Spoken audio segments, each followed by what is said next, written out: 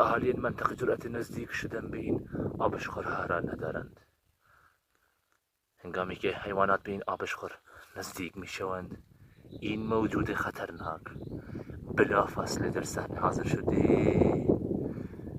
و آنان را تومه خود می کند. شوتی ولی شوتی بخواران قسم ولت از شوتی نواردن.